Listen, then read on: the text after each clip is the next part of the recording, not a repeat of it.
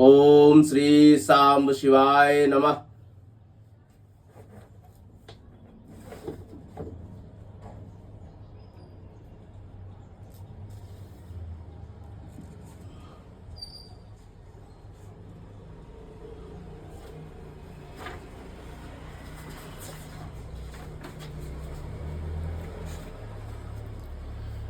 नमस्कार। आज मैं शिव महापुराण के अंतर्गत जो द्वितीय रुद्र संहिता है उसका जो द्वितीय भाग है सतीखंड, उसका 26वां अध्याय का पाठ करने जा रहा हूं। भूल त्रुटि माफ कीजिए, ध्यानपूर्वक सुनिए।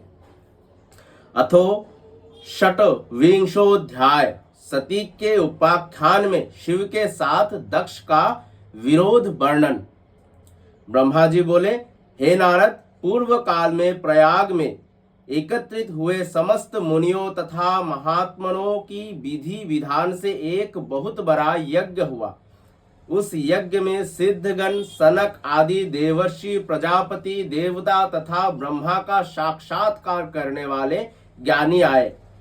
मैं भी मूर्तिमान, महातेजस्वी, निगमों और आगमों से युक्त हो सपरिवार वहां गया था। उनके प्रकार के उत्सवों के साथ वहां उनका विचित्र समाज जुटा था। वहां अनेक शास्त्रों से संबंधित ज्ञान चर्चा होने लगी। हे मुने, उसी समय सती और पार्षदों के साथ त्रिलोक हितकारी सृष्टिकर्ता एवं सबके स्वामी भगवान रुद्र भी वहां पहुंचे। शिव को देखकर संपूर्ण देवताओं, सिद्धों, मुनियों और मैंने भक्ति भाव से उन्हें प्रणाम किया और उनकी स्तुति की। तत्पश्चात शिवजी की आज्ञा पाकर सब लोग प्रसन्नता पूर्वक यथा स्थान बैठ गए। भगवान के दर्शन से संतुष्ट होकर सब लोग अपने भाग्य की सराहना करने लगे। उसी समय प्रजापतियों के स्वामी महातेजस्वी प्रभु दक्ष प्रजापति घूमते हुए प्रसन्नता पूर्वक वहां अकस्मात आए। वे मुझे प्रणाम कर मेरी आज्ञा से वहां बैठ गए। वे दक्ष ब्रह्मांड के अधिपति और सबके मान्य थे, परंतु अहंकारी तथा तत्वज्ञान से शून्य थे। उस समय समस्त देवर्षियों ने नतमस्तक हो स्तुति और प्रणाम द्वारा दोनों हाथ जोड़कर उत्तम तेज युक्त दक्ष का आदर सत्कार किया। किंतु नाना प्रकार के लीला विहार करने वाले सबके स्वामी और परम रक्षक महेश्वर ने उस समय दक्ष को प्रणाम नहीं किया। वे अपने आसन पर बैठे ही रह गए। महादेव जी को वहां मस्तक ना झुकाते देख मेरे पुत्र दक्ष मन ही मन अप्रसन्न हो गए। दक्ष प्रजापति रुद्र पर कुपित हो गए। ज्ञान शून्य तथा महान अहंकारी दक्ष महाप्रभु रुद्र को क्रूर दृष्टि से देखकर सबको सुनाते हुए उच्च स्वर में कहने लगे। दक्ष बोले, ये सब देवता, असुर, श्रेष्ठ ब्राह्मण तथा ऋषि मुझे विशेष रूप से मस्तक झुकाते हैं, परंतु वो जो प्रेतों और पिशाचों से घिरा हुआ महामनस्वी है, वो दुष्ट मनुष्य के समान कैसे हो गया?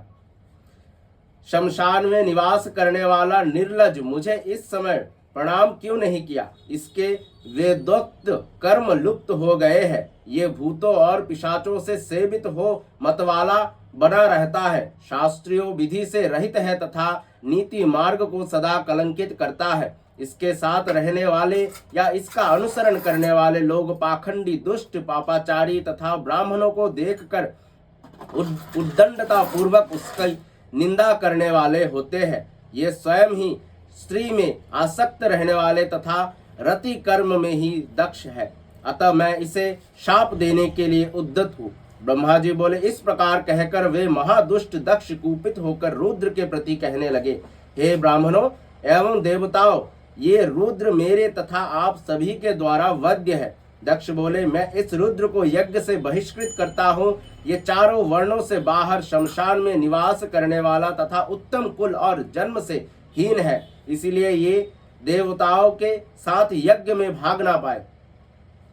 ब्रह्मा जी बोले, हे नारद, दक्ष की कही हुई ये बात सुनकर भृगु आदि बहुत से महर्षि रुद्रदेव को दुष्ट मानकर देवताओं के साथ ही उनकी निंदा करने लगे। दक्ष की बात सुनकर गणेश्वर नंदी को बड़ा रोष हुआ। उनके नेत्र चंचल हो उठे और वे दक्ष को शाप देने के विचार से तुरंत इस प्रकार कहने लगे। नंदीश्वर बोले, हे शट महामूर, हे दुष्ट बुद्धि दक्ष, तुमने मेरे स्वामी महेश्वर को यज्ञ से बहिष्कृत क्यों कर दिया? जिनके स्मरण मात्र से यज्ञ सफल और तीर्थ पवित्र हो जाते हैं, उन्हीं महादेव जी को तुमने शाप कैसे दे दिया? हे दुर्बुद्धि दक्ष, तुमने ब्राह्मण जाति की चपलता से प्रेरित हो इन निर्दोष महाप्रभु रुद्रदेव को व्यर्थ ही शाप दिया और इनका उपहास किया है। हे ब्राह्मणाधम, जिन्होंने इस जगत की सृष्टि की है, जो इसके पालन करते हैं और अंत में जिनके द्वारा इसका संहार होता है, उन्हीं महेश्वर रुद्र को तूने शाप कैसे दे दिया? नंदी के इस प्रकार फटकारने पर प्रजापति दक्ष रुष्ट हो गए और नंदी को शाप दे दिया। दक्ष बोले, हे रुद्रगणों, तुम लोग वेद से बहिष्कृत हो जाओ, वैदिक मार्ग से भ्रष्ट हो जाओ, महर्षियों द्वारा परित्यक्त हो जाओ, पाखंडवाद में लग जाओ, शिष्टाचार से दूर रहो, सिर पर जटा और शरीर में भस्म एवं हड्डियों के आभूषण धारण करो और मद्यपान में आसक्त रहो। ब्रह्मा जी बोले, जब दक्ष ने शिव गणों को इस प्रकार शाप दे दिया, तब उस शाप को सुनकर शिव भक्त नंदी अत्यंत रोष में भर गए। शिलाद के पुत्र शिव प्रिय तेजस्वी नंदी गर्व से भरे हुए महादुष्ट दक्ष को तत्काल इस प्रकार उत्तर देने लगे। नंदीश्वर बोले, हे शट, हे दुर्बुद्धि दक्ष, ब्रह्म चापल्य के कारण शिव तत्व को ना जानते हुए तुमने शिव के पार्षदों को व्यर्थ ही शाप दिया है। हे अहंकारी दक्ष, दूषित चित्त वाले मूर भृगु आदि ने भी ब्राह्मण तत्व के अभिमान में आकर महाप्रभु महेश्वर का उपहास किया है। अतः यहाँ जो भगवान रुद्र से विमुख तुम जैसे खल ब्राह्मण विद्वान है, उनको मैं रुद्र तेज के प्रभाव से शाप दे रहा हूं। तुम जैसे ब्राह्मण कर्म फल के प्रशंसक वेद बाद में फंसकर वेद के तत्व ज्ञान से शून्य हो जाए, वे ब्राह्मण सदा भोगों में तन्मय रहकर स्वर्ग की ही सबसे बड़ा पुरुषार्थ मानते हुए स्वर्ग से बढ़कर दूसरी कोई वस्तु नहीं है ऐसा कहते रहे तथा क्रोध, लोभ एवं मद से युक्त निर्लज्ज और भिक्षुक बने रहे। कितने ही ब्राह्मण वेद मार्ग को सामने रखकर शूद्रों को यज्ञ कराने वाले और दरिद्र होंगे, वे सदा दान लेने में लगे रहेंगे। दूषित दान ग्रहण करने के कारण वे सबके सब नरकगामी होंगे। हे दक्ष, उनमें से कुछ ब्राह्मण तो ब्रह्म राक्षस होंगे। ये अजन्मा प्रजापति दक्ष जो परमेश्वर शिव को सामान्य देवता समझकर उनसे द्रोह करता है, ये दुष्ट बुद्धि वाला तत्व ज्ञान से विमुख हो जाएगा। ये विषय सुख की इच्छा से कामना रूपी कपट से युक्त धर्म वाले गृहस्थाश्रम में आसक्त रहकर कर्म कांड का तथा कर्म फल की प्रशंसा करने वाले सनातन वेदवाद का ही विस्तार करता रहेगा। दक्ष का आनंददायी मुख नष्ट हो जाए, ये आत्मज्ञान को भूलकर पशु के समान हो जाए और कर्म भ्रष्ट तथा अनिति परायण होकर शीघ्र ही बकरे के मुख से युक्त हो जाए। इस प्रकार कुपित हुए नंदी ने जब ब्राह्मणों को शाप दिया और दक्ष ने महादेव जी को शाप दिया, तब वहां महान हाहाकार मच गया। हे नारद, दक्ष का वो शाप सुनकर वेदों के प्रतिपादक तथा शिव तत्व को जानने वाले मैंने उस दक्ष की तथा भृगु आदि ब्राह्मणों की बारंबार निंदा की। सदाशिव महादेव जी भी नंदी की वो बात सुनकर हंसते हुए और समझाते हुए मधुर वचन कहने लगे। सदाशिव बोले, हे नंदिन, मेरी बात सुनो। हे महाप्राज्ञ, तुम्हें क्रोध नहीं करना चाहिए। तुमने भ्रम से ये समझकर कि मुझे शाप दिया गया है, व्यर्थ में ही ब्राह्मण कुल को शाप दे डाला। वेद मंत्रणा षडमय और सुक्तमय है।